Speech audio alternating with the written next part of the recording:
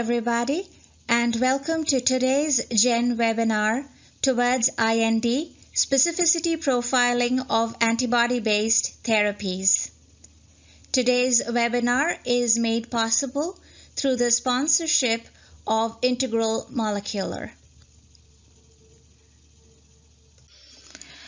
I'm Anjali Sarkar, Science Editor for Genetic Engineering and Biotechnology News, which has been the leading source of information on new tools and technologies in the life sciences industry for over 40 years.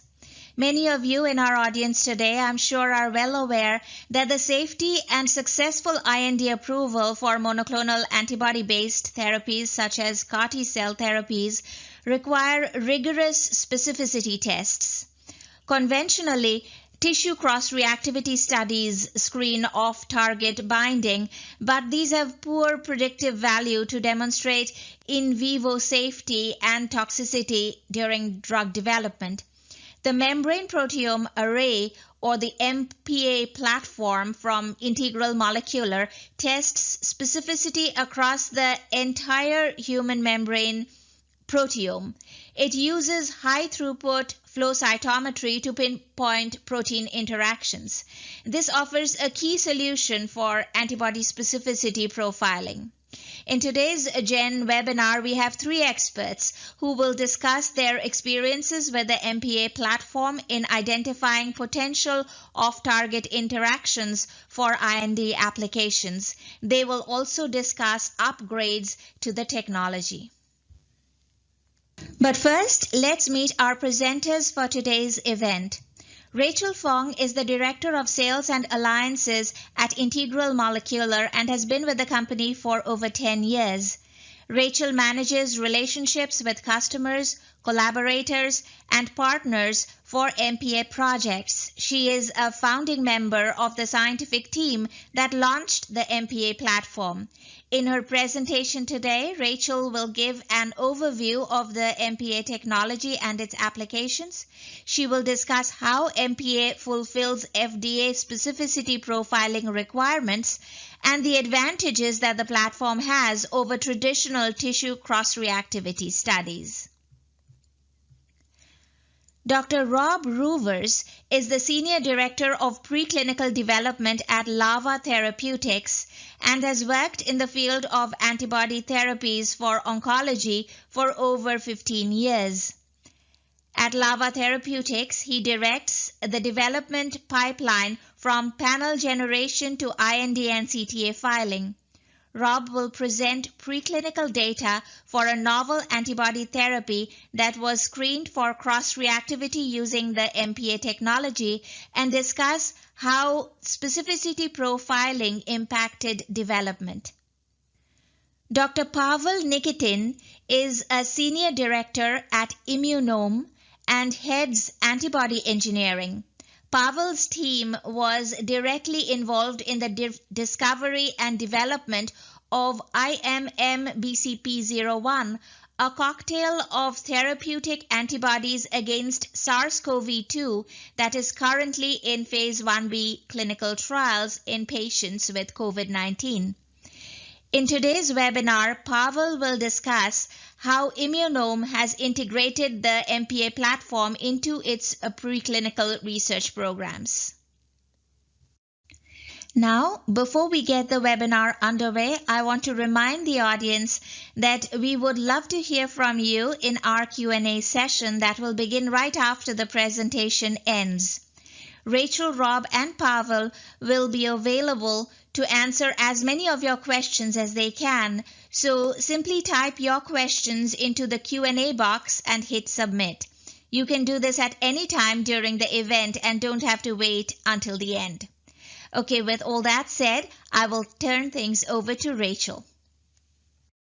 Hello, everyone, and thank you for joining us in our webinar today. My name is Rachel Fong. I am the Director of Sales and Alliances at Integral Molecular, and today I'm going to speak to you about towards IND specificity profiling of antibody-based therapies.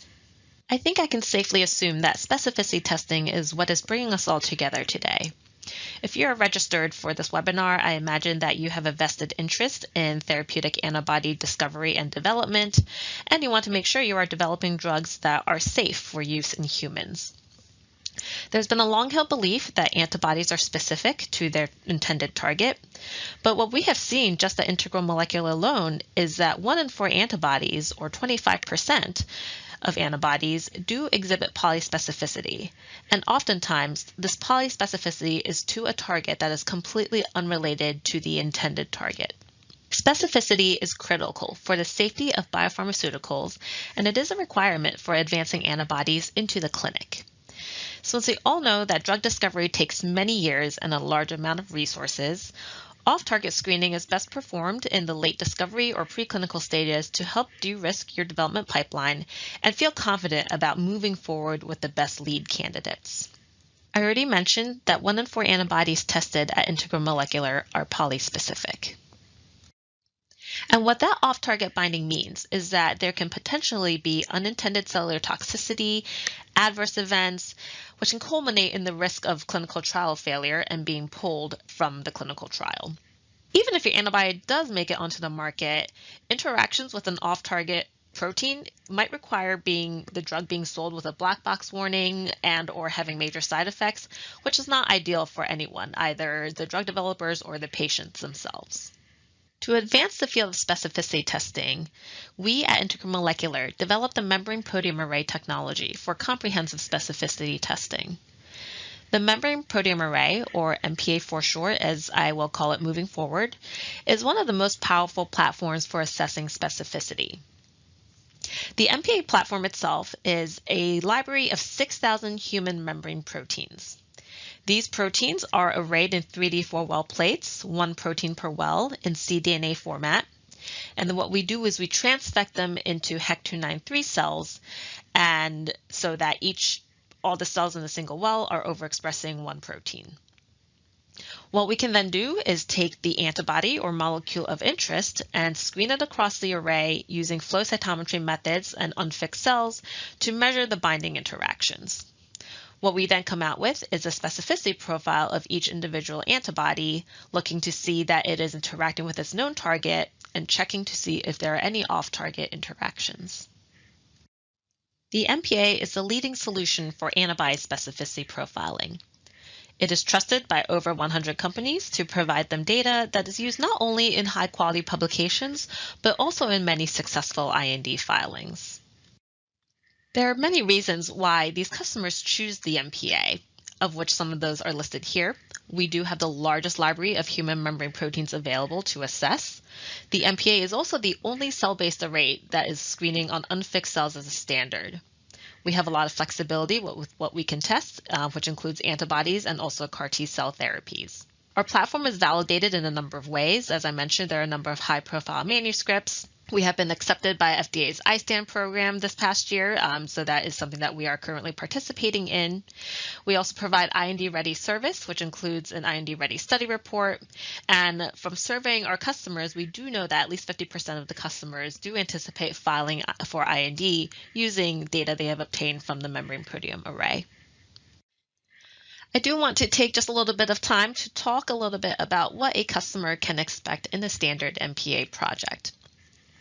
What we need from you is that you send us 500 micrograms of each antibody that you would like to test. All of our projects include these 3 steps shown here. There's always an assay setup in which we will determine optimum conditions, cell lines, concentrations, etc. for each individual antibody. We will then take each antibody over to screen on the Membrane Proteome Array, so screening across all 6,000 proteins available. And then for any hits identified in this screen, we will always perform a hit validation. And this validation consists of performing an antibody titration against each of the identified hits, just to make sure that the hits are true positives and not false artifacts from the screen. All 3 of these steps are performed by flow cytometry using unfixed cells. And the final deliverable to you is a report detailing the findings. This work can be performed in as little as 4 weeks and is very comprehensive for customers who are both in the lead selection stage or at the IND filing stage. The MPA is the largest collection of membrane proteins available on the market. The 6,000 proteins that we have in the MPA cover greater than 97% of the human membrane proteome and includes all different varieties and types of proteins, including single-pass proteins, multi-pass GPCRs, and also ion channels and transporters. More recently, we have just launched our heterocomplex library, so this is now something that is available as a part of our standard projects. The heterocomplexes include things such as integrins, which are, of course, obligate heterodimers that need to have their partners to be expressed appropriately. So now, with the inclusion of heterocomplexes, we really do have the most comprehensive membrane protein collection available. The Membrane Proteome Array is a very flexible platform. You can imagine that we quite often screen pretty standard IgG antibodies on the MPA, but the platform is compatible with all different biotherapeutic modalities. Just as some examples shown here, we have screened scFvs, bispecific antibodies, VHH nanobodies, and even peptides. As I mentioned, this is a flow cytometry-based platform, so effectively, as long as there is a method in which we can detect your molecule using flow cytometry methods, we should be able to screen your molecule. We have also worked with a number of CAR T companies all around the world to help them de-risk their CAR T cell therapies. We can screen CAR Ts in a number of different ways. The most common and efficient is to screen the receptor scFv portion shown on the bottom left-hand side here, but we do also have capabilities to perform cell binding or functional assays using CAR T cells.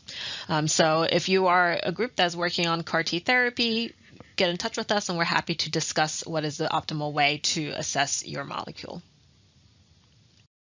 Now, some of you may have noticed when I went through the workflow slide that I mentioned optimization on cell lines. And I want to talk about that just a little bit because this is a really great benefit of the Membrane Proteome Array.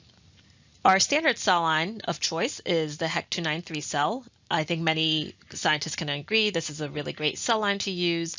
It's a human cell line, which is optimal for expressing human proteins and also, of course, just easy to work with in general. The issue that arises, though, is if there is a customer who is working with an antibody against a protein that is highly endogenously expressed in HEC cells. Just as an example, B7H3 is a popular oncology target that is also very present in HEC cells.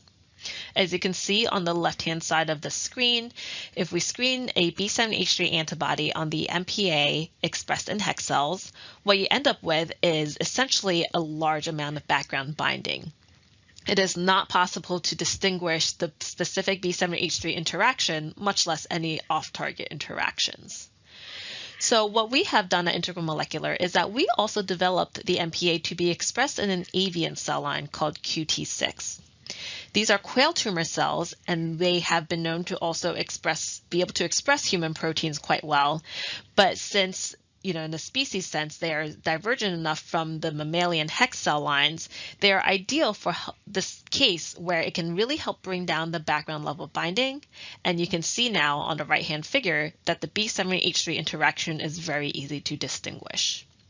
So this is something that we offer as a standard in all of our projects as well. We will determine upfront in the assay setup stage which cell line is appropriate for each individual antibody. We will always try to use HEC cells as much as possible, given that it is a human proteome array. But just in case you have a situation similar to what you see on the left here with B7H3, it is great to have the option of the QT6 cells so that the project can still proceed and we can provide you specificity data on your antibody as opposed to having to cancel the project without being able to tell you anything about your antibody's interactions. I am going to talk a little bit about the comparison of the membrane proteome array to tissue cross-reactivity studies, as TCR has definitely been the method that has been the standard for a long time. But as more and more cell-based protein arrays such as the MPA become available on the market, we are starting to see a shift in how different drug companies decide to develop the safety of their molecules. Just to do a little bit of comparison here. Obviously, there are very different approaches for the MPA and TCR studies, MPA being a flow cytometry method and TCRs using immunohistochemistry. With the MPA, we are able to tell you the off-target proteins, the actual identities of the proteins that your antibody is interacting with, as opposed to TCR studies where you are identifying the off-target tissues that the antibody is interacting with, though you can't necessarily say for sure what the antibody is interacting with in that tissue. The MPA, of course, is a very high sensitivity platform. As I showed you, it's very low background. It's a highly quantitative methodology since it is flow cytometry, and you get a low rate of false positives. With tissue cross-reactivity studies, it is generally a more low sensitivity method, high possibility for high background, and also high possibility for false positives just because there are native Fc receptors and such that can be present in the tissue. So these false positives meaning that it can cause a lot of extra unnecessary work to chase down and assess if it is something of concern or not. Now, for specificity testing, I think we can also all agree that we want to perform that type of testing in as most native of an environment as possible. With the MPA, since everything is performed on unfixed cells, we do have the native conformation of targets, whereas with tissue cross-reactivity studies, the tissues are usually fixed or frozen, which can, of course, alter conformational epitopes. Lastly, just looking at the timeline, time is of the essence in drug discovery. With the MPA, we can get you data in as little as 4 weeks, whereas with tissue cross-reactivity studies, it can take as long as 14 weeks, and you often need a highly specialized scientist who can interpret the results. I want to mention that this table is adopted from a chapter in the recently published translational medicine book written by Joy Cavernaro and Mary Ellen Cosenza, who are both leaders in the biopharmaceutical regulatory field. They asked Integral Molecular to author Chapter 11 on testing for off-target binding, which is where more details on this table and general specificity testing can be found. I know it may seem like I am harping on about screening on unfixed cells a lot, but it is with good reason. Traditional tissue cross-reactivity studies and other platforms on the market tend to use fixed tissues or cells as a standard. The problem with that approach is that we know fixing cells and tissues can create binding artifacts. When you have an unfixed cell, proteins are presented in their proper conformations, with native epitopes being exposed. Fixative reagents alter the cell structure, membrane morphology, and protein epitopes by covalently cross-linking proteins and nucleic acids. What this means is that there is the risk of disrupting native epitopes, which can lead to false negatives, or in some cases, if antigen retrieval techniques are used to access hidden epitopes or mass antigenic sites, it could give rise to false positives, which results in costly, unnecessary follow-up studies, or even unjustified deprioritization of a molecule. And in fact, the latest FDA guidance does suggest against using fixed cells and tissues. To show the difference of fixed and unfixed cells in a practical sense, I'm showing here a CD19 antibody tested on unfixed cells on the left-hand side, and then also on fixed cells on the right-hand side. On the unfixed cell screen, you can see that this CD19 antibody bound to CD19, of course, but also bound to an off-target immunomodulatory protein that is critical to know about before this antibody enters into human trials. On the right-hand side, though, you can see that when the CD19 antibody was screened on a fixed cell array, the binding to CD19 was still present, but the binding to the off-target protein that was previously validated in the unfixed cells was consistently down in the noise when screened on fixed cells. So you can see from this head-to-head comparison that a fixed cell screen can mislead you to believe that an antibody is specific for its target and that there are no risks of off-target interaction, when in fact we know that this is not true. Speaking of FDA guidance, I want to touch on this just briefly because one of the most common questions we get is whether the FDA will accept MPA data as part of an IND submission. The short answer is yes. Of course, showing specificity is a critical part of an IND submission, and while human cells or tissues are currently used, most often tissue cross-reactivity studies, to perform this assessment, the FDA guidance does say that appropriate newer technologies, such as the MPA, should be employed as they become available and validated. Our MPA has already been validated by a number of customers submitting the data in their IND submission and successfully opening IND to start clinical trials. Furthermore, the MPA just this year in 2022 was accepted into FDA's ISAM program for drug development tools, so we are working with the FDA to continue enhancing our platform. We understand that different customers would like to perform specificity testing at different stages of their discovery pipeline. So we offer two different services. One is the standard MPA for customers who want to use the platform earlier for lead selection, or we offer the MPA plus IND for customers who are at the preclinical stage and have plans to file for IND submission quite soon. The MPA plus IND service is a complete package for IND submission, which includes priority timeline, IND-ready study report for direct incorporation into regulatory filings. There's enhanced quantitative validation, and we also offer data traceability and audit support. For customers who are actively in the stages of preclinical development, we are also working with Lonza to offer collaborative and complementary expertise for de-risking biotherapeutics for IND filing. With our MPA platform for assessing off-target binding and Lonza's immunotoxicity assays for assessing off-target activation, we can all work together with you to come up with the best strategy for de-risking your leads.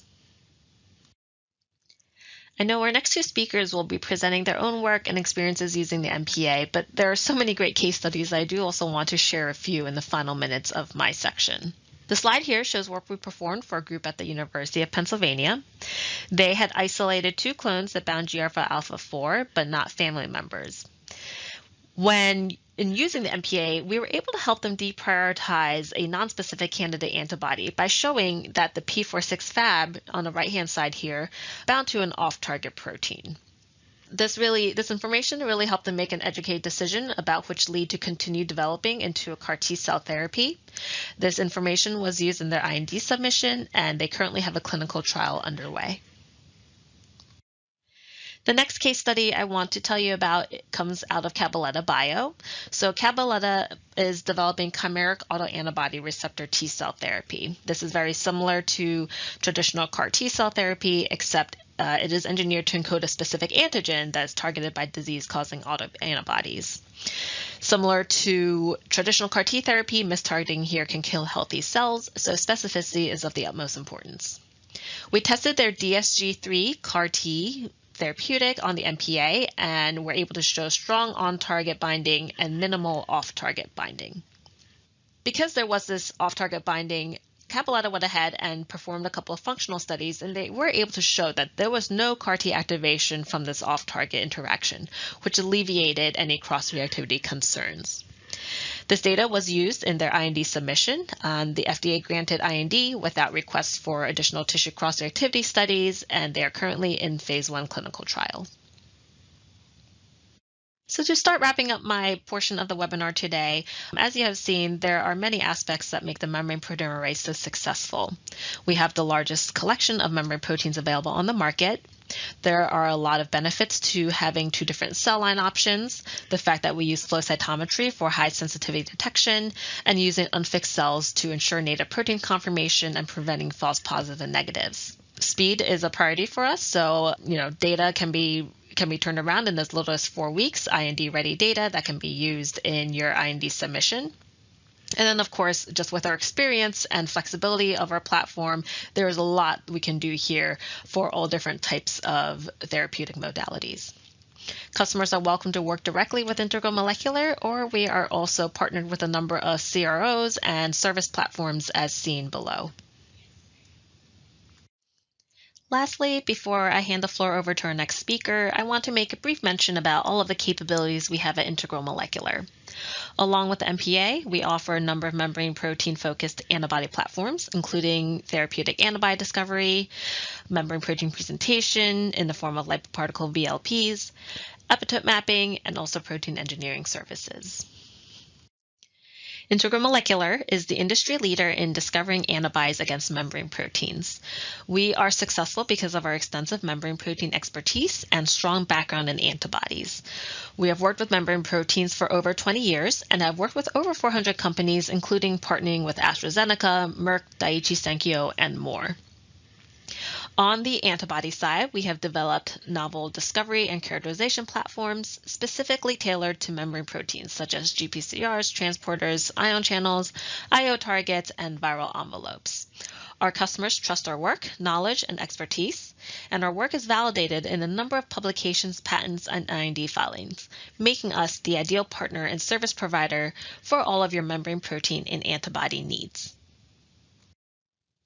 With that, I would like to thank you all again for joining us today, and I will be happy to take any questions at the end of the webinar.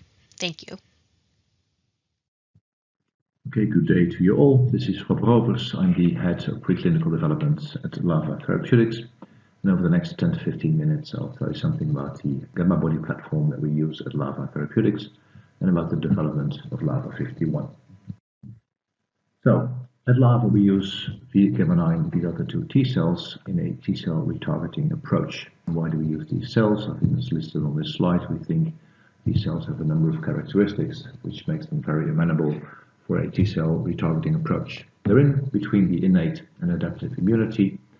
They're also the most prevalent gamma delta T cells in the blood. Your Gamma9 delta 2 T cells account for 95% roughly of the gamma delta T cells. And those account, depending on ethnicity, for about 1 to 5% of the total CD3 population in the periphery. So why do we think these cells constitute an effective effector cell population? They are very potent cytotoxic T lymphocytes. They also infiltrate tumors independently of the mutational load, and they can also present antigen. So in that, there is sort of bridge between the innate and the adaptive immune response. We think that makes them very adequate for a T cell retargeting approach. Now, there have been, they also already exist as, tumor infiltrating lymphocytes in tumors. Left, you can see that across the boards, if you look at different subsets of the immune cells, they most strongly correlate with patient prognosis. And on the right of this slide, you can see that they already exist as tumor infiltrating lymphocytes in a number of different indications in tumors of both hematological but also solid tumors. So they're already there. They have a natural trophism for tumors. They sense stressed cells, and I'll come to that in a minute. But apparently they don't do their job well enough, and I think we can help them and do better. So there have been a number of clinical studies trying to use Gamma9 delta 2 T cells.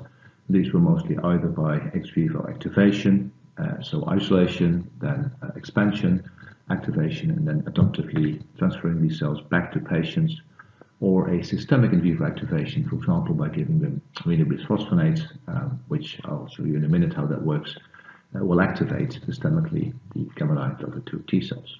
You can see that this has met with some response. Here on the right, you can see an example of that.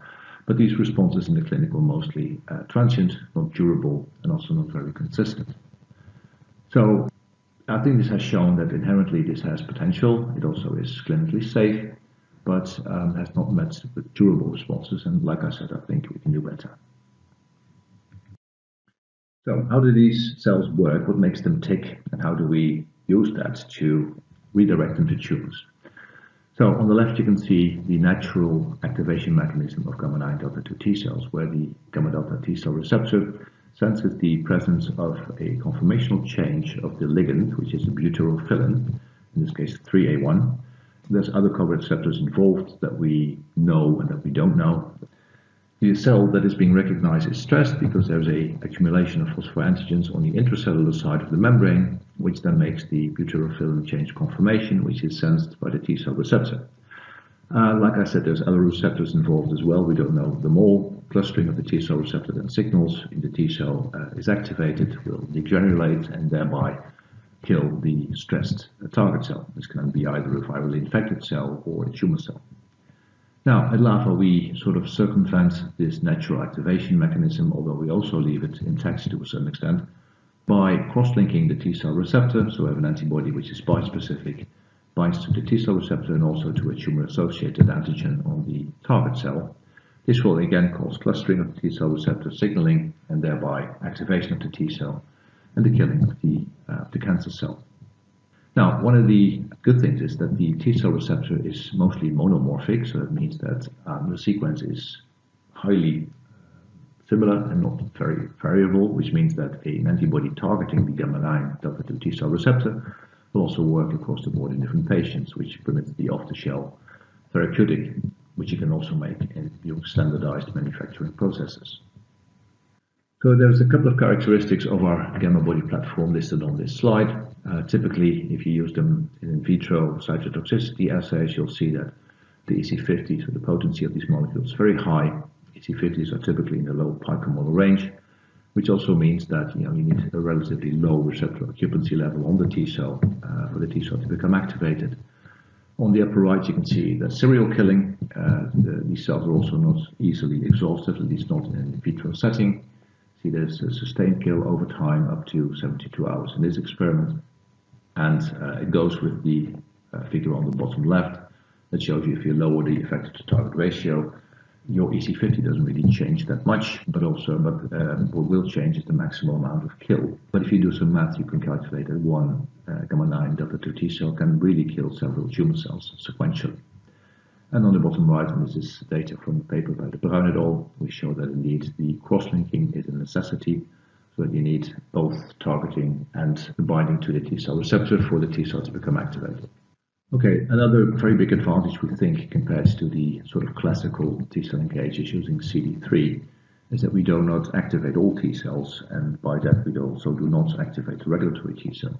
Now, of course, it's known that these immune dampening cells have a major effect on T cell therapy. It is known, for example, in studies with blinatumomab, Blincyto, CD19 targeted BiTE, that the presence, the frequency of regulatory T cell really determines the outcome of therapy.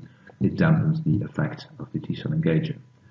Now, of course, with a T cell receptor targeting antibody that targets the gamma 9 delta 2 T cell receptor, we do not activate regulatory T cells. There's an experiment on the left that actually shows you this. There's no CD69 expression induced by having the gamma 9 delta 2 T cell receptor targeting antibody there, but with a BiTE, and this is to EGFR, there's definitely activation of the regulatory T cell subset. Another big advantage we think is that depending on target, we also see expansion of the gamma 9 delta 2 T cell compartment. So these cells can proliferate. They're already pretty abundant, as I explained, because they account for 1 to 5% of your total CD3 population, but they can also expand, and this is because of the activation caused by the cross-linking by the Gammabody that we use. So this is an example on the right for CD1D, and also for CD40. There's a 40 to even 60-fold increase in the number of cells, which makes the effector cell population even larger. So in a bit more detail, the preclinical development of LAVA51, which is a bispecific VHH targeting both the CD1D on the one hand and the delta 2 chain of the T cell receptor on the other hand. CD1D is a MHC class 1-like molecule. It normally presents glycolipids to another subset of T cells, the iNKT cells, so the invariant natural killer T cells. It's also an antigen which is expressed in a number of hematological malignancies. We found a VHH targeting CD1D, which in itself is bispecific, taken from a paper that's published in Nature Cancer last year. The VHH1D12 recognizes CD1D, and in the middle you can see a crystal structure that we solved of a ternary complex of the T cell receptor of the iNKT, beta-2 microglobulin, and CD1D, and then attached is the VHH, which recognizes CD1D. Now, as you can see, this one is intrinsically bispecific because it does recognize CD1D, but also strengthens the interaction between the T cell receptor, so the natural interaction between the T cell receptor and CD1D, so thereby can cause activation of iNKT cells independent of the other arm targeting the gamma 9 delta 2 TCR. So we developed LAVA51 as a bispecific targeting CD1D, being able to cause activation of two subsets of T cells. I'll show you that in the next slide. The molecule has a dual mode of action. As I just explained, the CD1D targeting VHH is intrinsically bispecific. We couple also to a VHH which targets the gamma 9 delta 2 T cell receptor. So that means that there is activation of both subsets. And as you can see in the middle, there's degranulation. It means the appearance of a lysosomal marker, which means these cells are activated. So depending on two different target cell populations, there's very potent activation of the gamma 9 delta 2 T cells and also activation of iNKT cells, which both can be cytotoxic T lymphocytes and cause death of the tumor cell. And you can see on the right, with less potent CD8 cells can be an effector cell population which causes death of the cancer cell, and with a very high potency, and this is typically in the low picomolar range, we see cytotoxicity induced by the engager and the effector cells being gamma-9 T cells. Okay, so in the whole preclinical data package that we normally present to the regulatory authorities, there is a specificity check, which we normally do with a immunohistochemical staining of different tissues in a tissue cross-reactivity study. So for LAVA51, we had a lot of difficulty setting this up. We could get specific staining to work on the T cell side, but not on the CD1D side. In the middle, you can see a picture showing you the binding of LAVA51 to the gamma-9 T cells, but on the other side, we could not get a protocol to work. And I think this has to do with the limited tools that we have available, which is, if you think about it logical, the antibody that you need to detect a VHH is an anti-VHH. And of course, VHH molecules are variable by themselves, but also in their frameworks, which makes that the targeting antibody, the detecting antibody, might be less or more potent in detecting it, and thereby more or less sensitive. So we could not get this to work, and we reverted to a very, maybe even a more relevant assay, which is the Membrane Proteome Array from Molecular.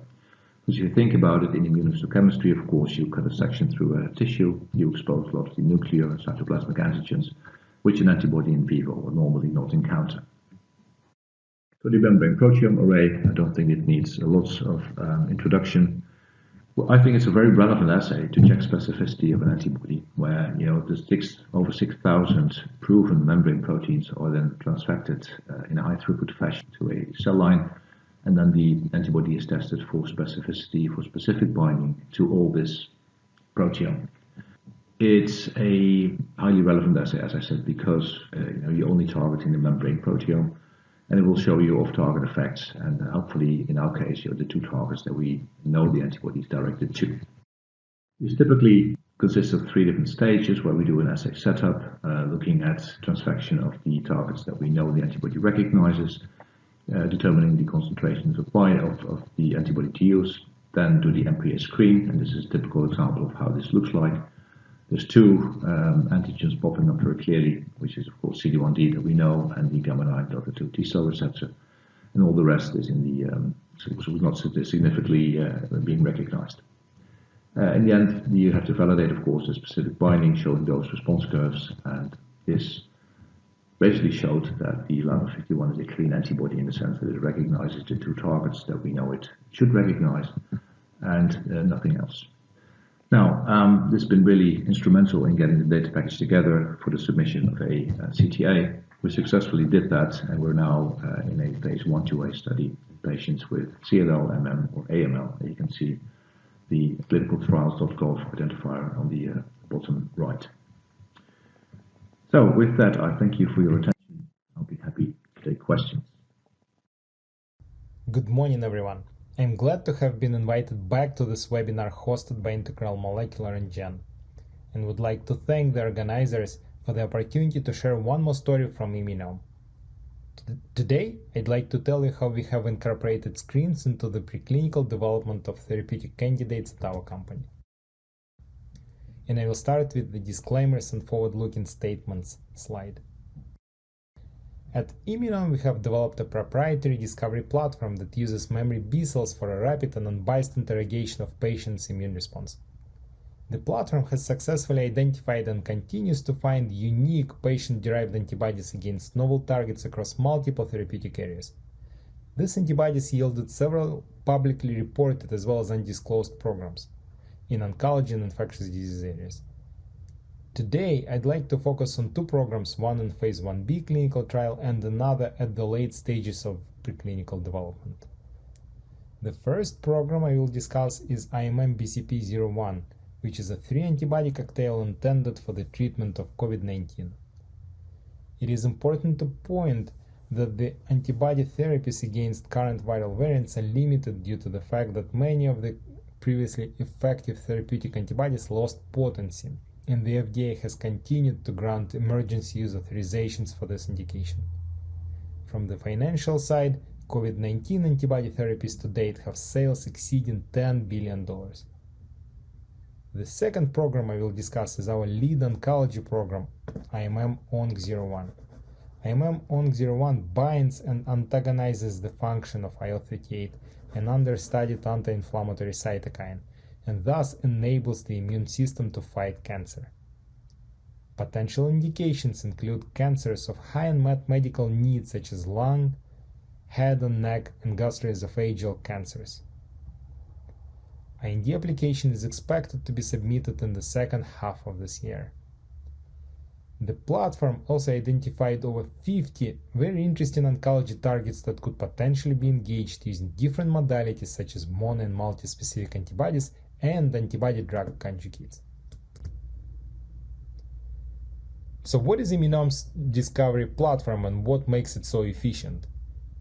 To answer that, we need to look at recent advances in understanding tumor biology.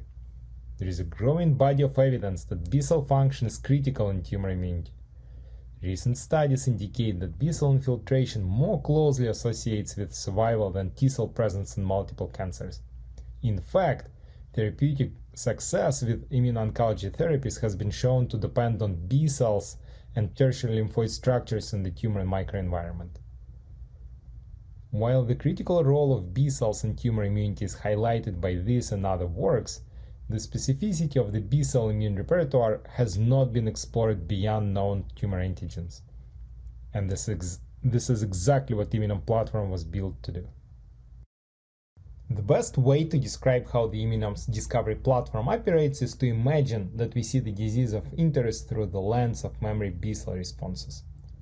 Particularly, we study the repertoire of this most dedicated component of the immune response in an unbiased manner at a high-throughput scale. As depicted on this slide, the platform starts from an identification of particular groups of patients and particular tissues such as peripheral blood, lymph node, or a tumor that contain memory B cells relevant to a disease. Thousands of isolated memory B cells are immortalized using proprietary hybridoma partner and fusion technology.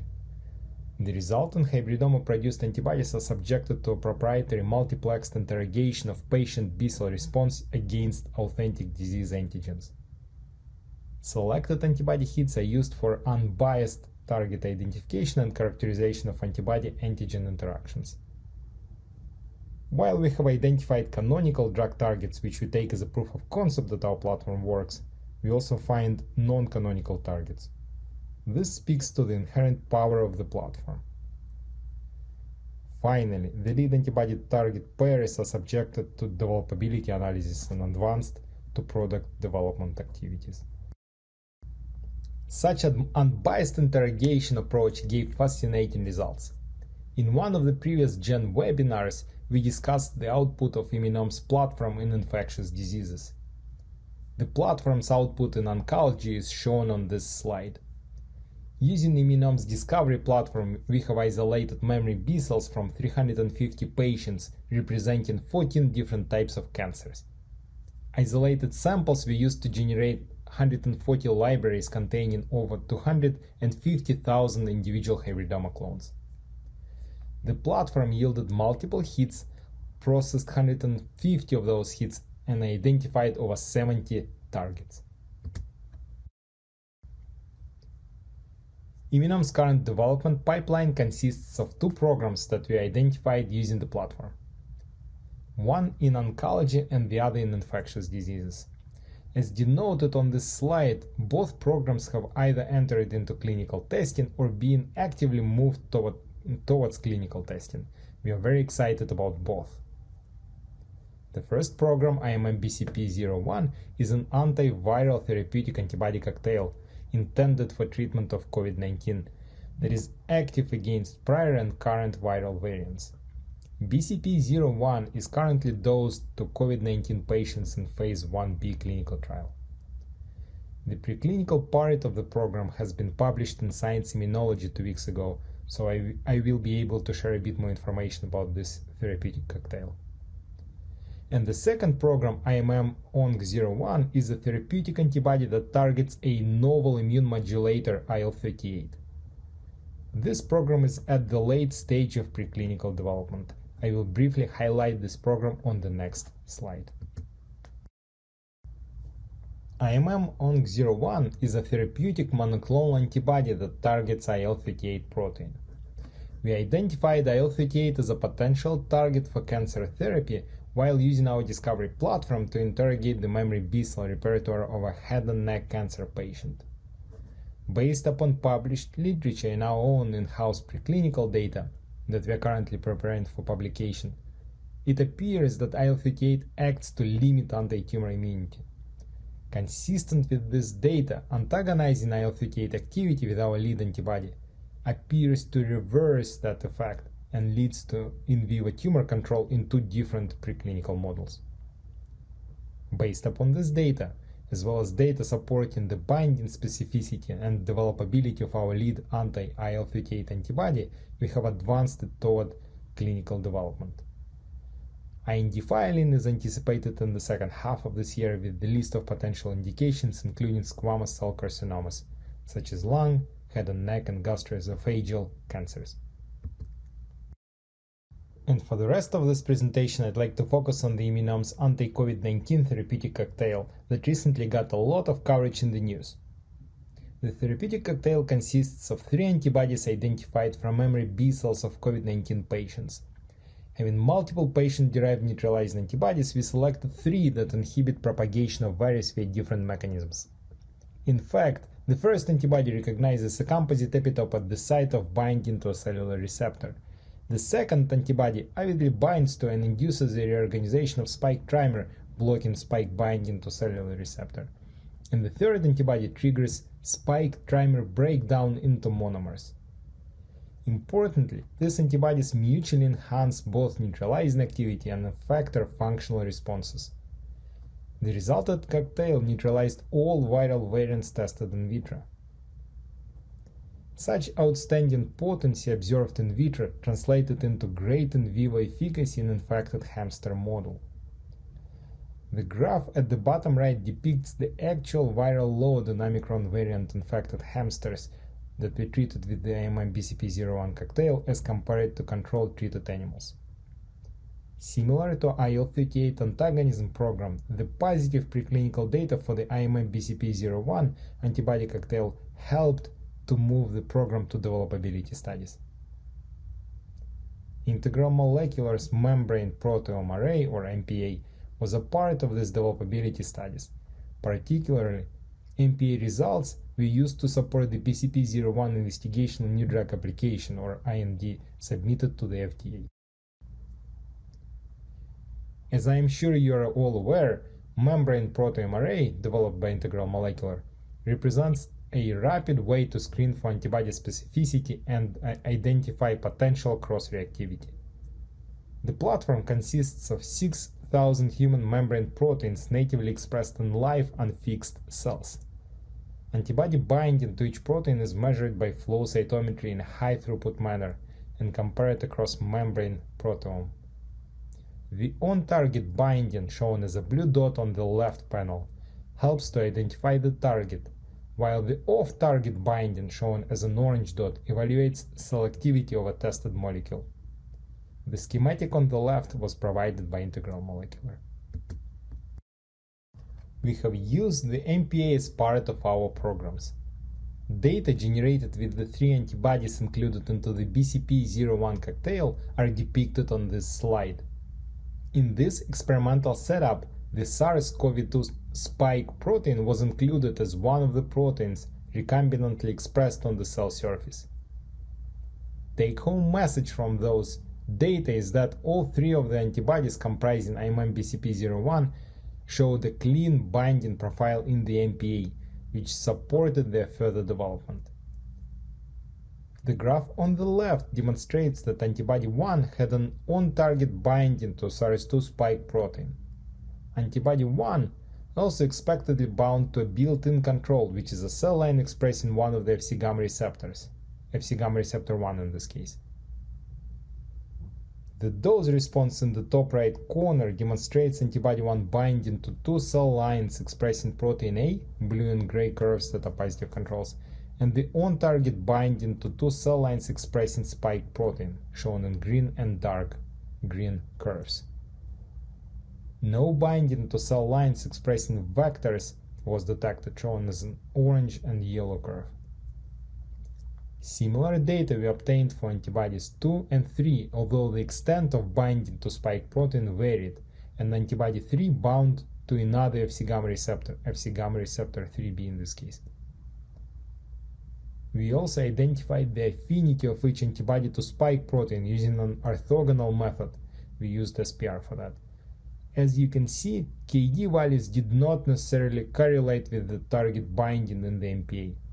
In this experimental setup, we think that the magnitude of target binding may depend on the location of epitopes on the overexpressed spike proteins in these cell lines.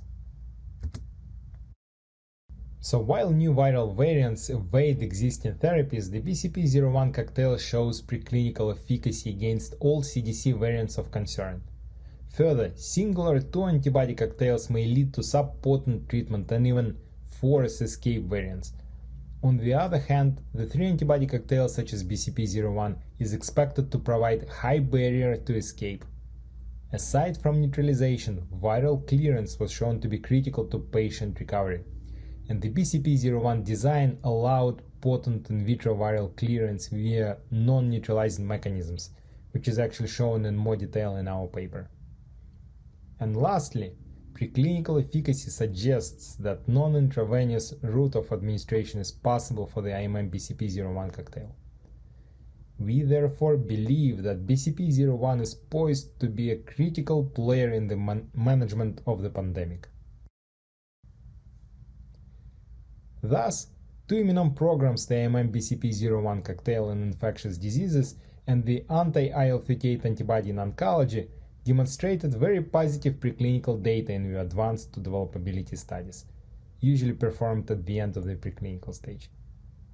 Integral Molecular's MPA technology was one of the screens included into developability studies of both programs, and those data were instrumental in supporting IND filing around lead molecules for both the IMM BCP-01 and IMM ONC-01 programs. And now I'd like to go back to the company overview slide. In summary, Immunome built a very efficient proprietary discovery platform that uses patient-derived antibodies against novel targets across multiple therapeutic areas. 2 Immunome programs that we discussed today are IMM BCP-01 intended for treatment of COVID-19 and IMM ONC-01 intended for treatment of solid tumors. Both programs used Membrane Proteome Array screen as a part of the developability studies. With that, I would like to thank you for your attention, and we'll be happy to answer the follow-up questions during the Q&A session. Thank you. Rachel, Rob, and Pavel, thank you for sharing that valuable information with us and your insights into specificity profiling of antibody-based therapies with the MPA platform. I just want to remind the audience that the Q&A session is coming up in just a few moments. So if you have any questions for our panelists, please type it into the Q&A box and submit them now. Well, it looks like we have a bunch of questions for our speakers already. So let's get the Q&A started.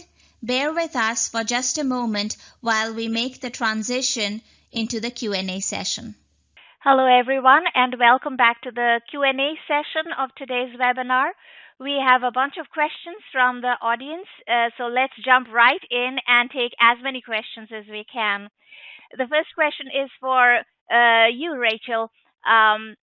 Our audience member asks, how do you ensure that proteins are expressed? Thanks, Anjali. Of course, this is a pretty common question. As you can imagine, expressing 6,000 different proteins is not an easy feat, but there are a number of things that we have done. So first of all, over 90% of the proteins in our array do have a tag, a V5 tag on the C terminus. So that is a really helpful tool for us to check for the expression of the proteins. So once again, as I already mentioned before, we're also expressing these in live cells. These are full-length sequences. So that also helps really ensure the native expression of the proteins. And then also, as I also mentioned about the expertise of Integral Molecular, we are a company that has worked with membrane proteins for over 20 years at this point. So we know how to express these very difficult membrane proteins. We have all the tips and tricks in our toolbox from our experience of working with these proteins and incorporated that into developing this membrane proteome array technology. And I think it really is very well validated as, with the immense number of antibodies that we have screened against all different types of targets. We do always identify the known target, and then additionally off-target proteins as well. We've also run a number of functional assays using the MPA.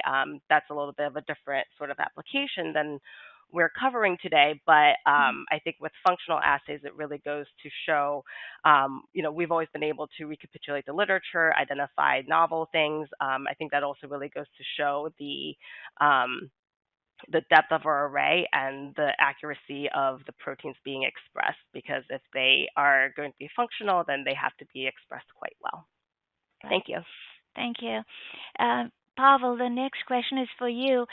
In case of a viral protein, do you expect any cross-reactivity, and are there any specific considerations for the specificity testing of an antibody that's targeted against a viral target? Thank you for this question. In fact, historically, some viral proteins were known to mimic host antigens, but it doesn't seem to be the case for SARS-CoV-2 spike protein. In fact, most of the antibodies that are associated to spike protein don't have any cross-reactivities to human antigens. Now, when it comes to the three antibodies that I talked about today, these are therapeutic candidates, or right now already therapeutic molecules. We selected them from hundreds of hits, and they don't cross-react with any human antigens, and MPA actually confirmed that really nicely. Great.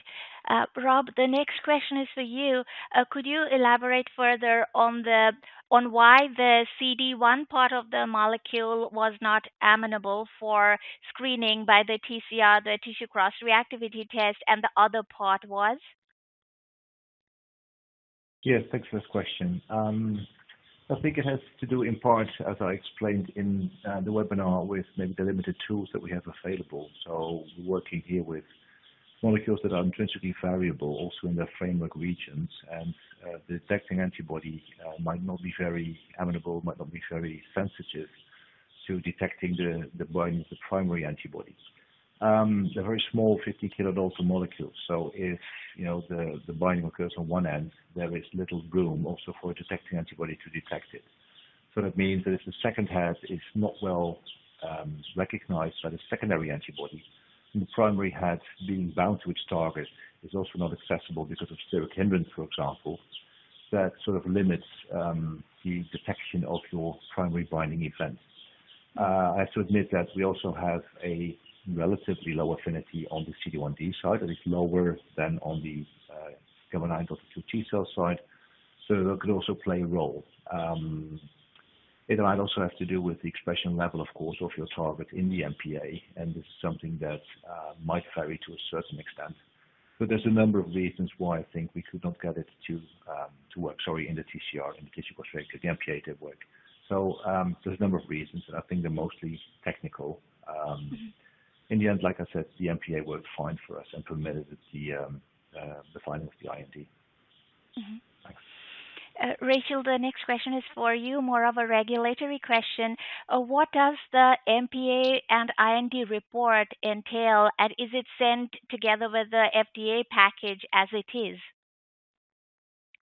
Thanks, Anjali. So, so the MPA plus IND report is a very comprehensive, much more detailed report geared for the idea of being included in the IND submission package as is, basically with the thought that the customer, don't have to put much any more effort into preparing that piece of the IND submission.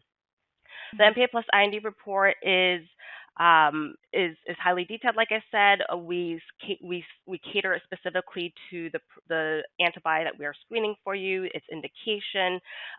We take a lot of time with our writers and have kickoff calls with you to really get make sure we have a good understanding of what exactly we are testing here, what is the indication, what is the need. And then further, the report also just includes a lot more details that the FDA is looking for, qualification and validation of our technology. What are all the controls that validate what the MPA itself?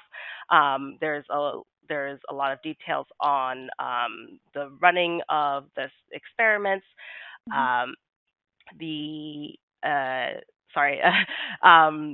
details on the data tracking, traceability, basically all the things that the FDA is going to be looking for to make sure that the process that you used is sound, is validated, has all the proper quality controls involved. That is what is all built into the MPA plus IND so that it is very inclusive for that submission package. Great. Rob, the next question is for you. Are there any specific considerations for testing bispecifics for specificity?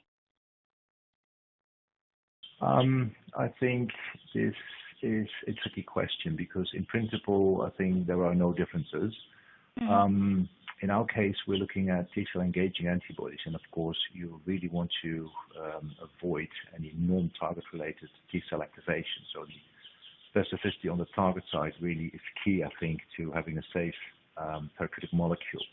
So we're really screened for that. In the end, we're talking about a molecule which can bind two different targets, so they should pop up in the MPA.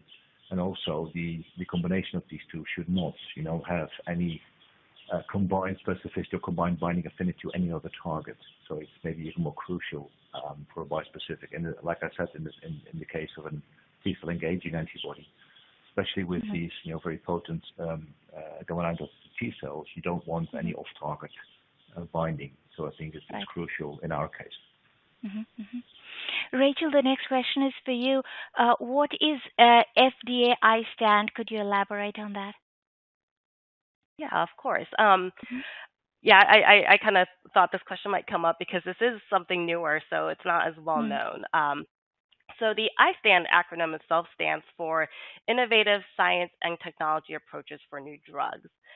What it is it is a pilot program from the FDA, and the goal of the program is to expand drug development tools by encouraging the development of the technologies for the drug development tool qualification program.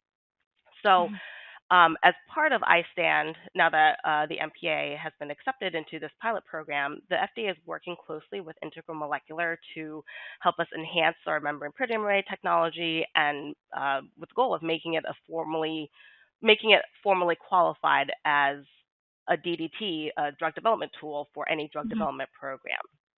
Now, while the MPA has already been accepted in a number of IND submissions, as you've just heard from, just two examples from Rob and Pavel, completion of the I-stand program and getting that formal qualification means that, moving forward, the MPA data can be used in IND, NDA, and BLA applications without needing the FDA to reconfirm its suitability every time, which is just something that is just, since it's not a qualified technology just yet, it is something that, though it's been accepted, it has to be looked at a little bit, but we are moving towards the goal of it becoming a qualified drug development tool. Right. Rob, the next question is for you. If there is any off-target binding that is of 3 logs lower affinity, is that an issue that can that create an issue? Thank you. I think, again, good question, but also a bit of a tricky one because that depends, I think, really on the mode of action of the antibody. As I said, we have in our hands with the T-cell engagers that we developed, seen that even very low, for example, antigen levels and non-detectable binding in FACS still cause T-cell activation, and you really, really don't want that. So a 3-log lower affinity to a non-target antigen, to me, would be a no-go for a T-cell engager. On the other hand, depending on the mode of action, if this were an antibody that would have a direct effect on the tumor cell, for example, and you target 2 different family members of the same receptor family, for example, that could be acceptable, I think. And I've seen also in a collaboration with another company, I've seen antibodies like this that have an off-target binding to a family member with a, let's say, indeed a 3-fold lower affinity, and then it might be acceptable. But like I said, that really hinges on the exact mode of action of your antibody. And in our case, I think I would not accept it because we have seen really low levels of antigen, i.e., also a low affinity on the target side, might give you the unwanted activation. Mm-hmm. Okay, the next question is for you. Can I? Yeah, go ahead. Sorry, can I just add maybe to Rob's answer there?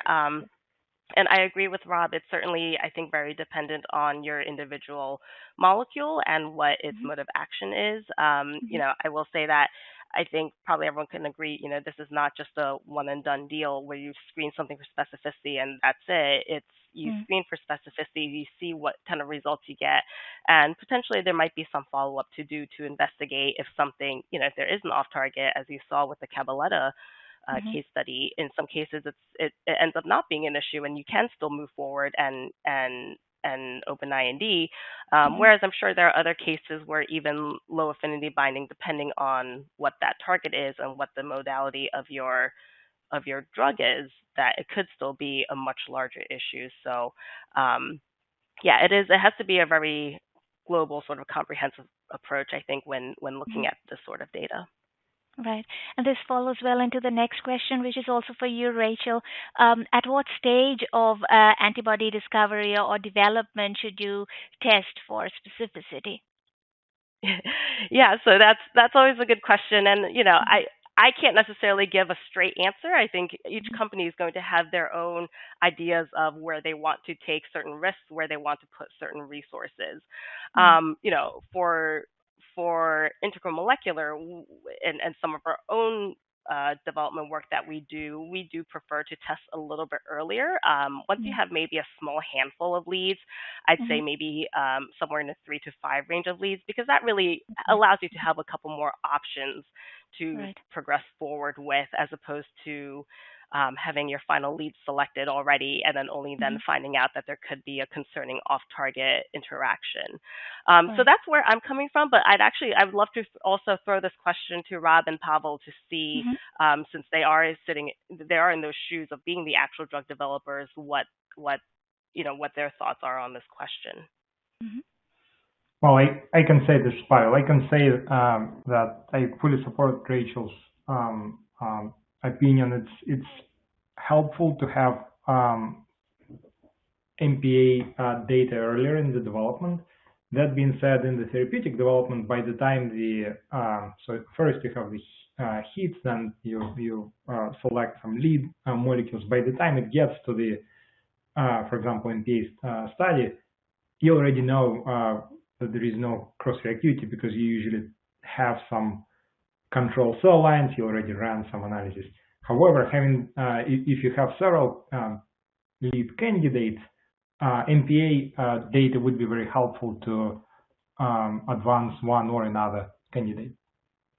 And I don't know whether Rob would have his.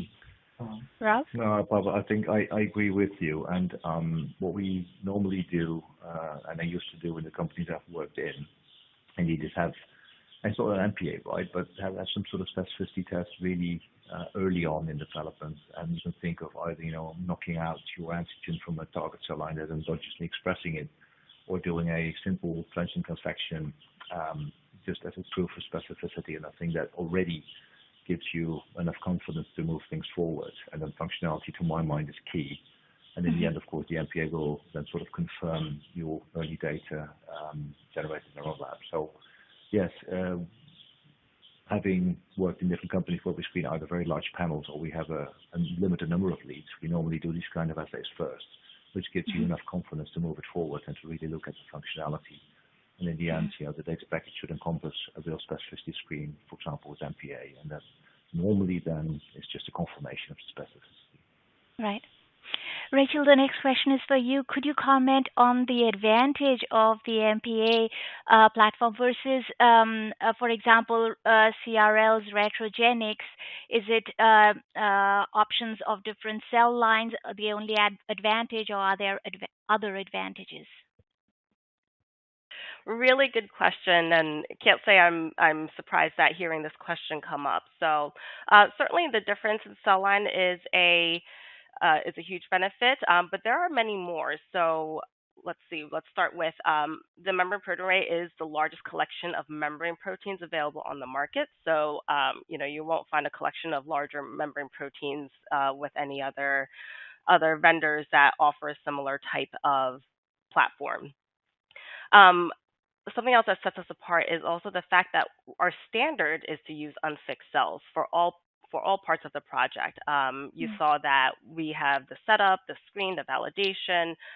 Those are all three standard parts of our projects, and all three of those experiments are performed on unfixed cells using flow cytometry methods. So always very sensitive, and always very assessing the most native conformation of all the proteins. I think something else that also really sets apart the membrane proteome array is our validation method. So validation, of course, is very important. We want to make sure that we are reporting only true positives to our customers, because false positives are a lot of work to follow up on. So with our validation process, you saw that it is always a dose response titration, always performed by flow cytometry on unfixed cells.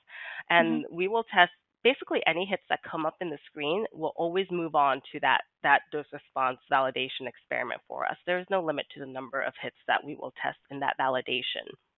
So what we've seen is really that there are customers do really well with the data from the MPA.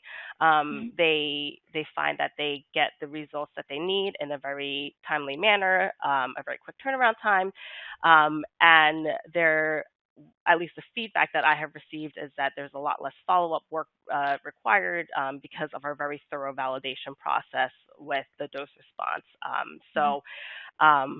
I like to think of it as just, the MPA service is very much a one-stop shop in terms of getting everything you need in one package to really help put you on the right path for deciding what the next steps for your molecule should be. Excellent. Thank you, Rachel, Rob, and Pavel. That brings us to the end of this exciting webinar. The webinar will be archived on the GEN website, genengnews.com, for up to a year. So if you've missed any parts of it, you can watch it again, or feel free to forward the link to any friends or colleagues who might be interested. I'd like to thank Rachel, Rob, and Pavel once again for their very illuminating presentations. I'd also like to thank our audience for their attention and very insightful questions.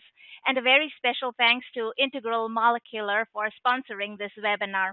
Hopefully we will see you at another GEN webinar in the near future.